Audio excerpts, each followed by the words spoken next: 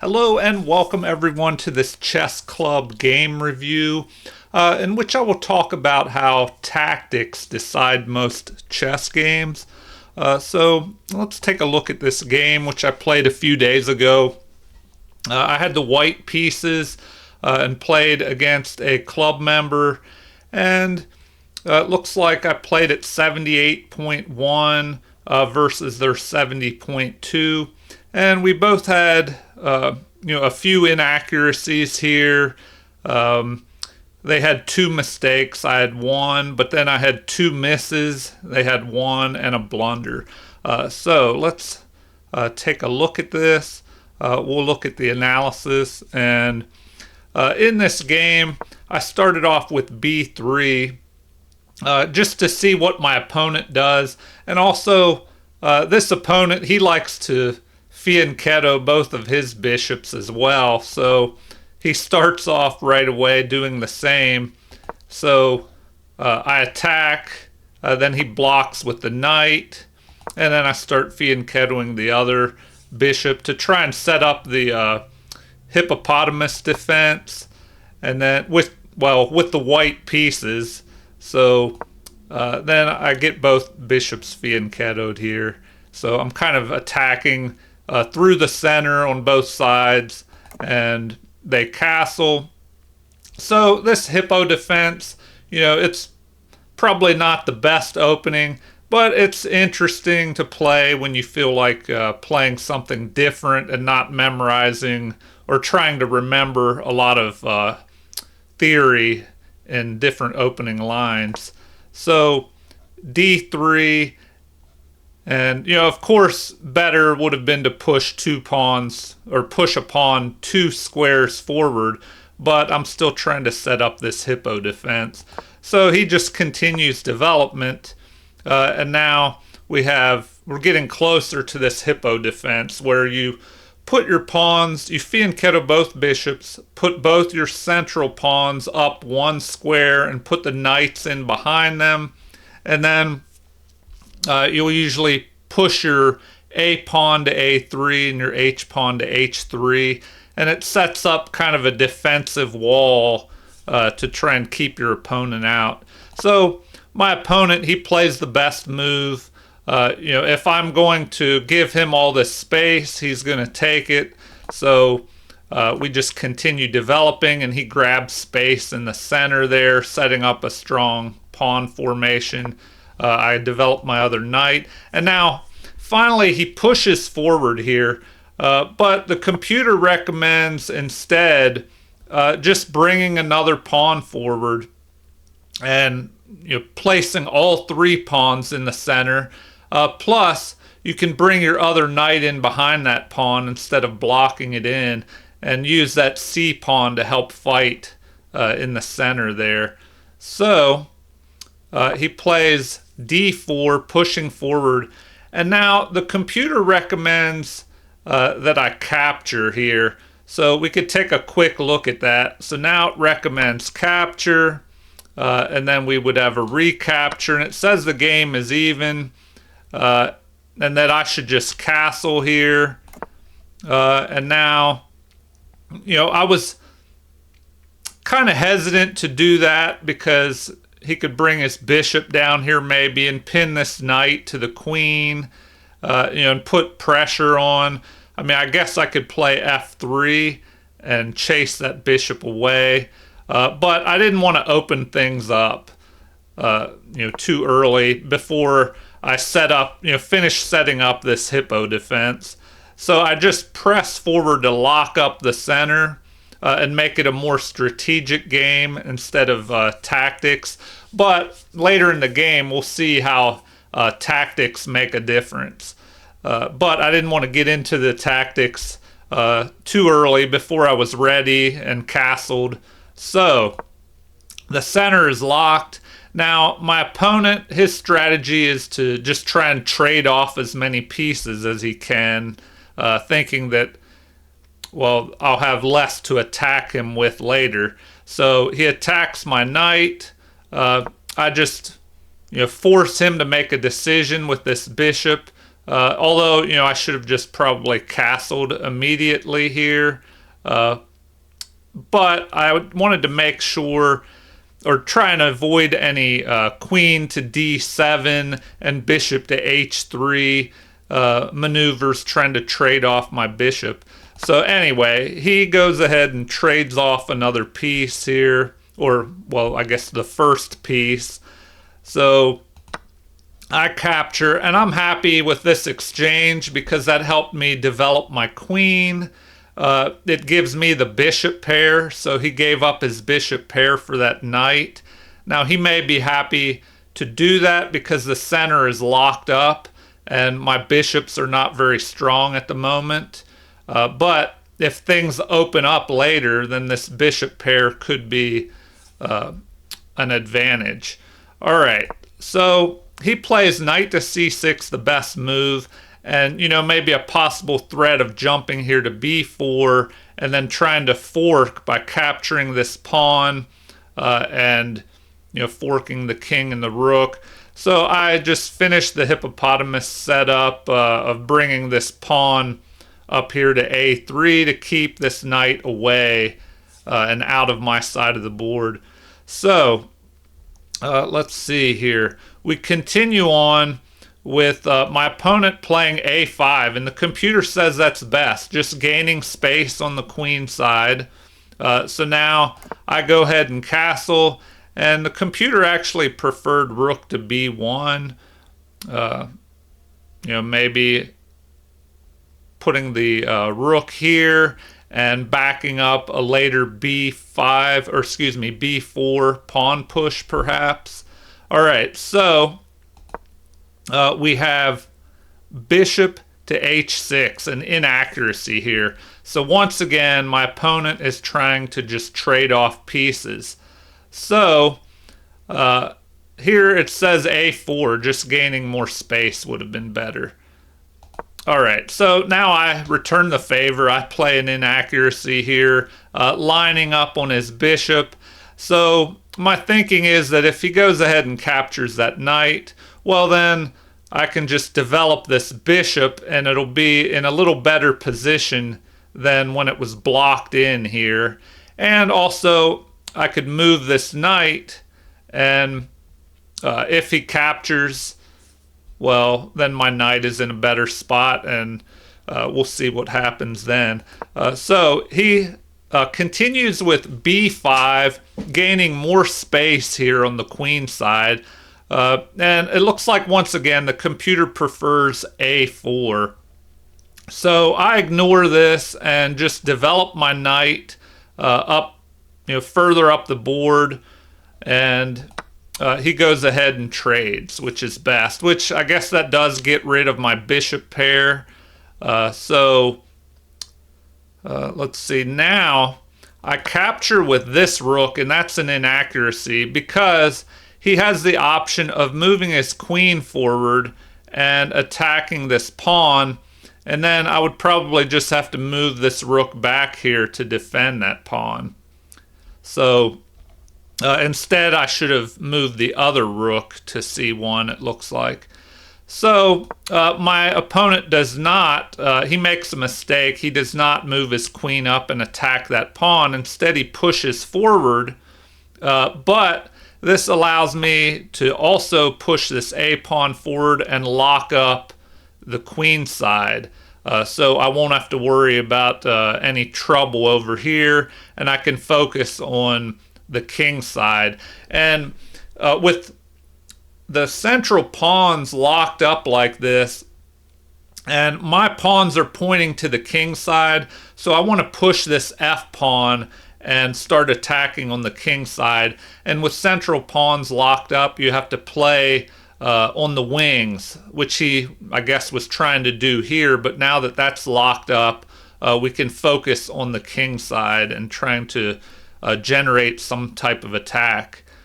All right, so he plays knight to d7, which is excellent, but the computer prefers developing the queen and connecting the rooks.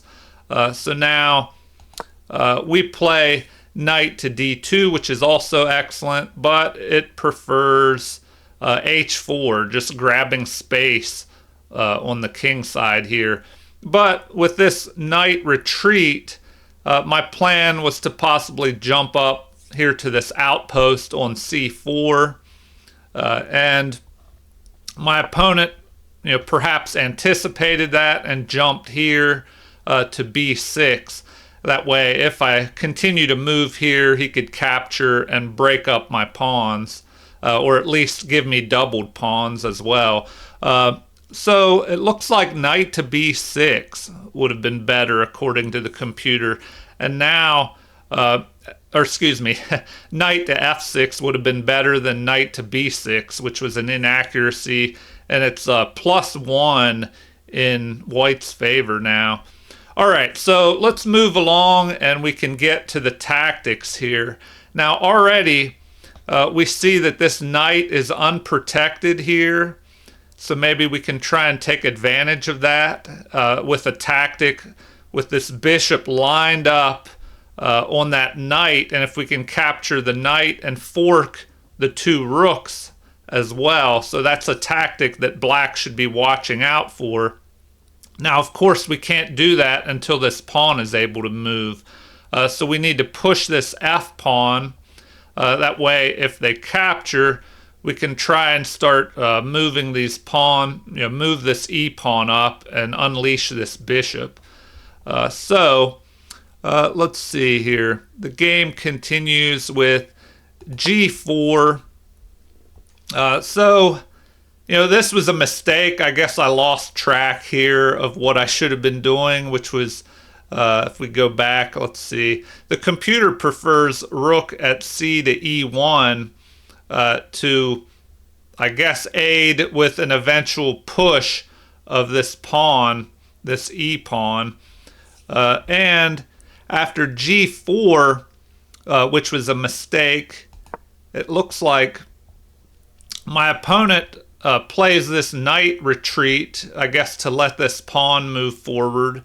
But this is a mistake here, or a miss, I should say, and white is still ahead. It would have been better to play, we'll go back and look at this, to play g4, which would have kind of locked down the king side somewhat and prevented me from pushing this pawn forward now, because it could just be captured. So my opponent did not take advantage of that opportunity, and that's funny here. Now it's saying I should just play h4 and attack here.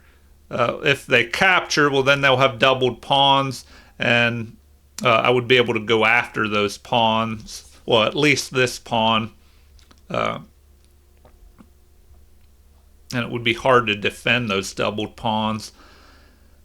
All right, so if we go back after g4, so I guess I don't know, I was thinking, I guess, to gather or gain more space here and prevent this f5 pawn push here, but this was a mistake, and my opponent did not take advantage of it. Instead, they played knight to e7.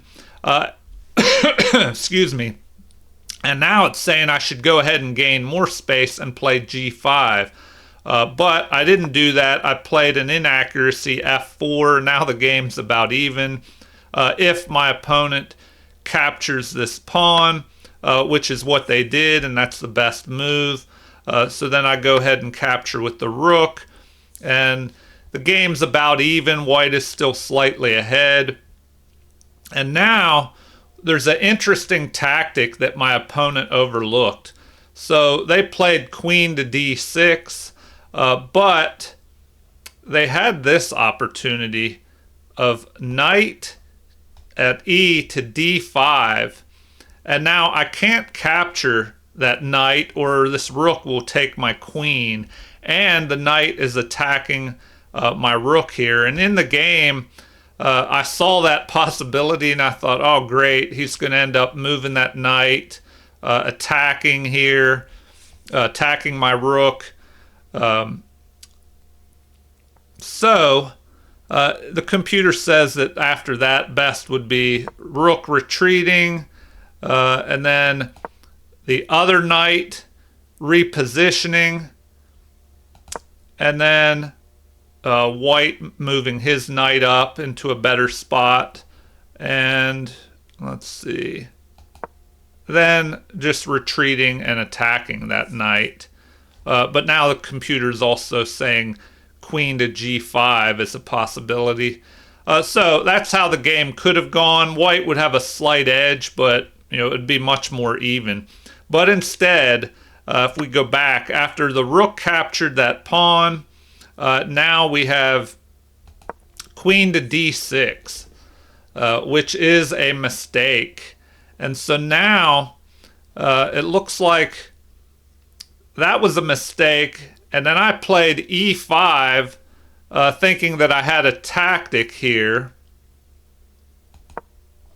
of attacking the queen and unleashing a discovered attack on his rook here. But that wasn't the best move. That was a miss.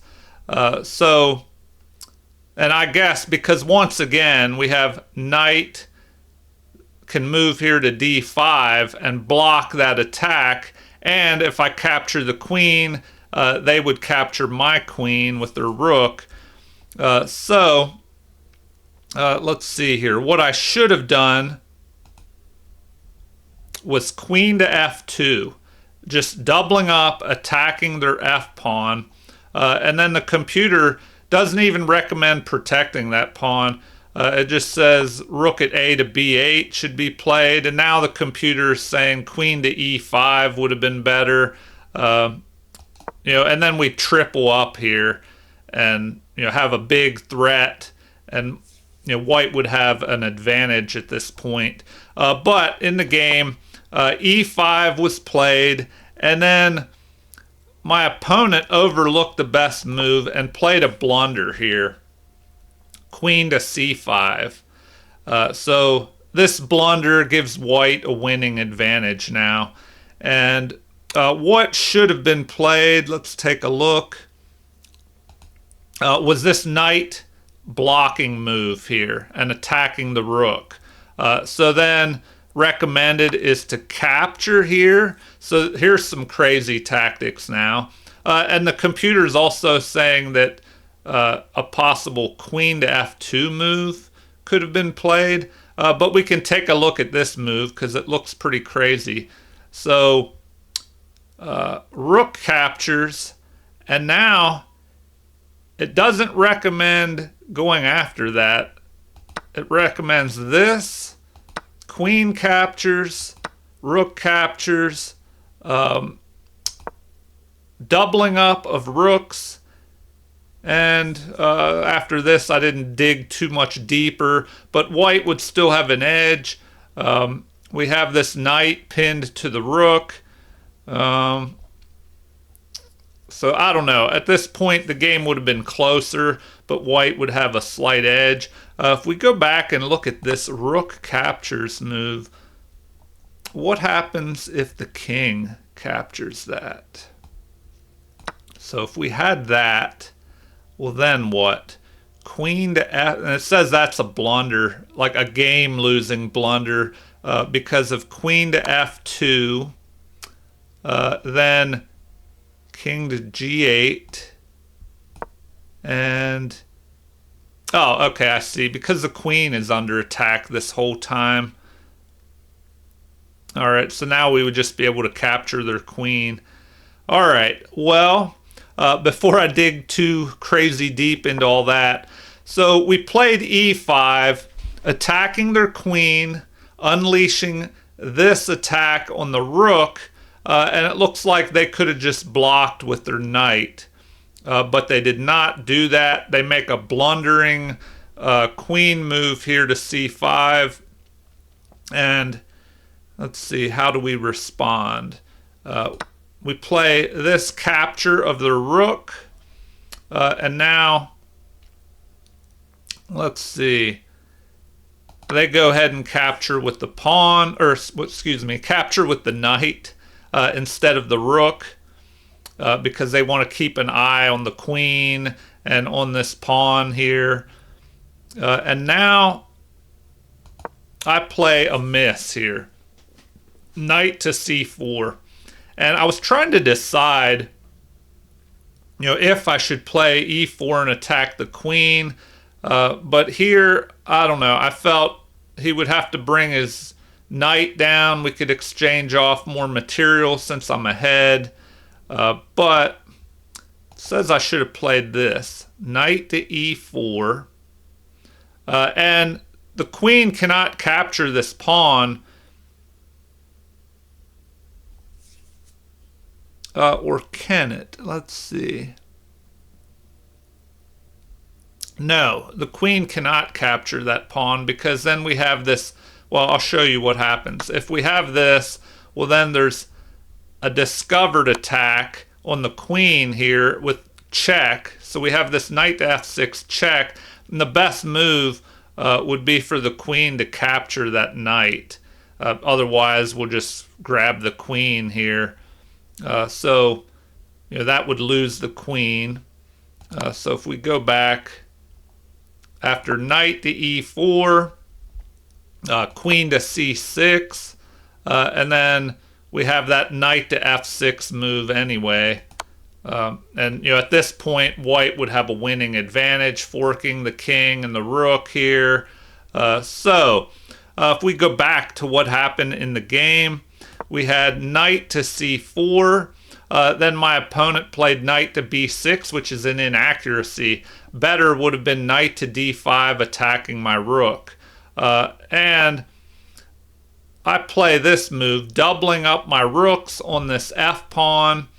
And it looks like better would have been to just go ahead and capture this knight, because then now he can capture me and kind of mess up my pawn structure here, which is what he goes ahead and does. So now I capture this way to keep my central pawns strong and to block this pawn. And my opponent responds with retreating the queen, attacking this a pawn.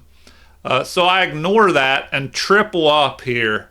And it looks like it would have been better to just immediately attack the queen with rook to f6. But in the game, already white has a pretty big advantage here, piling up on the f-file, aiming up here at the king side. And now my opponent played f5 here. And he maybe forgot about the en passant capture, because after that move, he resigned here because his knight's under attack, and then we have a threat of pushing this pawn and the tactic of forking the king and the queen here, or sorry, the king and the rook, and then the pawn will be able to capture that rook and queen, and it won't be good for black after that. So what could my opponent have done differently? After queen to f2, it looks like queen to e6 is probably the best move to help protect that, but we go ahead and capture anyway. And now knight to f5 would block some of this queen and rook attack that's going on up the f-file here. But because of that knight move, it would create some interference between our queen and rook, protecting our other rook. So we would have to retreat, capture this pawn, and now they would be able to recapture, which is best, but they're attacking our rook, so we'd have to move our rook. We can just retreat over here one square. And now it looks like, the game could have continued with this, the computer says is best, to help cover and defend this f7 square. But then after that, we just attack their queen. And it looks like, either capturing or even queen to e3 here. But at this point, what does it recommend? Either moving the king up, blocking with our rook, or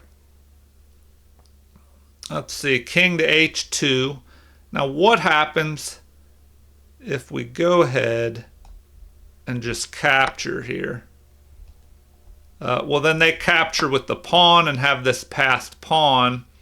And it looks like we'll be able to stop that pawn. Let's see. The recommended is this. e2, push that passed pawn. Block with the rook, but now our king can swing over and go after it, and that pawn will be taken care of. So knight to f7 is best. And now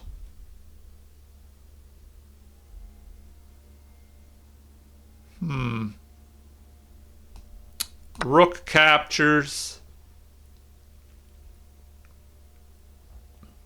h6, h4,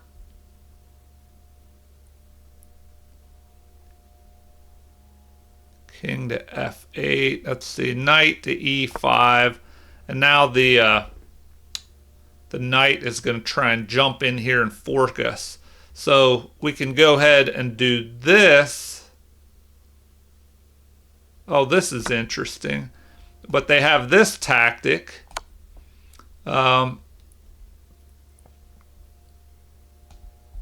We can move up and protect here, and then they can keep their rook and now threaten another discovered attack. So we just move up here. And then, anyway, before I dig too deep in this, there's a lot of craziness going on. It looks like knight to d4 attacking. We would just attack the rook. Then they could move away. But white has a winning advantage here, especially with these extra pawns, this passed pawn over here. And if we go back to what actually happened in the game, after queen to f2, my opponent moves his pawn up. We capture en passant, and he resigned here. But the game may have continued with the knight blocking things. But then we just capture that.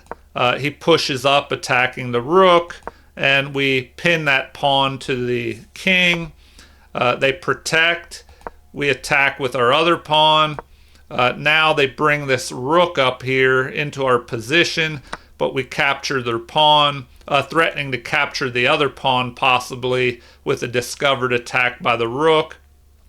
And now we have this last gasp, I guess, where black tries to get an attack going, threatening a mate in one here with queen to h1, but we can just block with our queen there. And then, maybe the game would go, here capturing, capture, and then, let's see.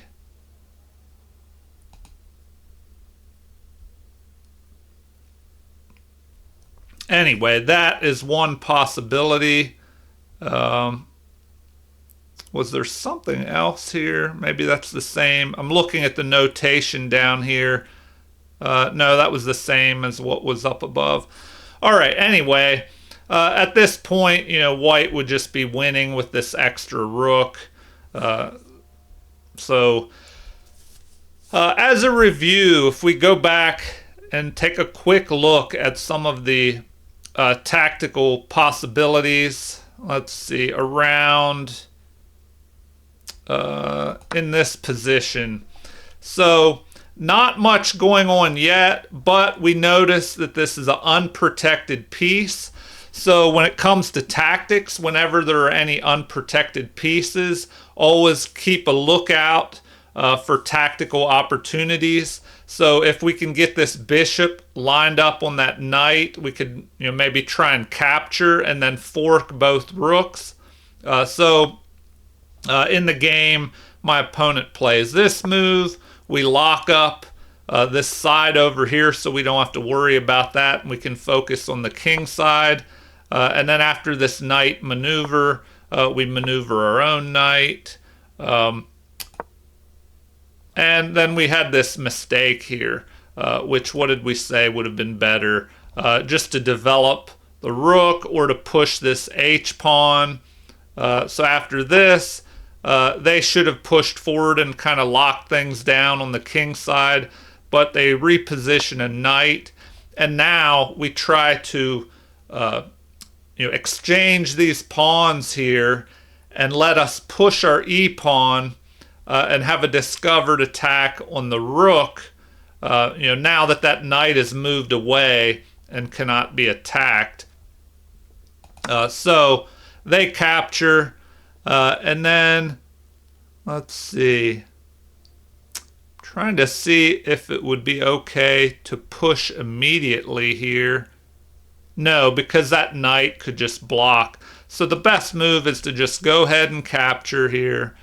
And then the overlooked tactic here of moving the knight, this knight on e7 down here to d5, attacking the rook, and the knight cannot be captured because this rook up here is pinning this pawn to the queen, which is unprotected.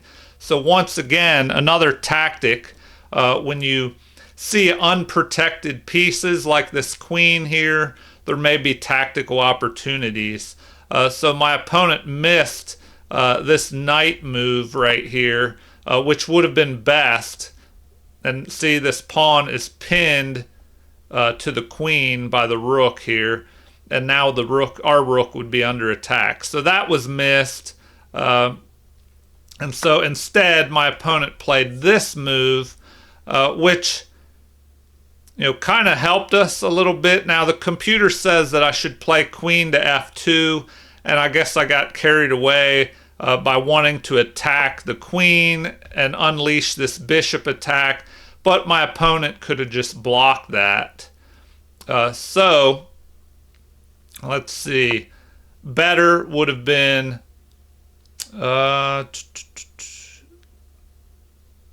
that queen to f2 move, just doubling up here, attacking this unprotected f-pawn. And so here I thought, if I did play something like this, my opponent could just protect that pawn, and then I would be able to triple up here. All right, so after that, it recommends not even protecting that. So I guess we could take a look at what happens if they just protect there. Well, then we still have this move now of this attacking the queen. And so the best move, it looks like, would just be to retreat the queen. And then we have that discovered attack on the rook. All right, well, just remember that tactics make a huge difference in chess games. So study your tactics regularly. If you just set up problems on the board, read books that have tactical problems, do chess puzzles, chess puzzles online.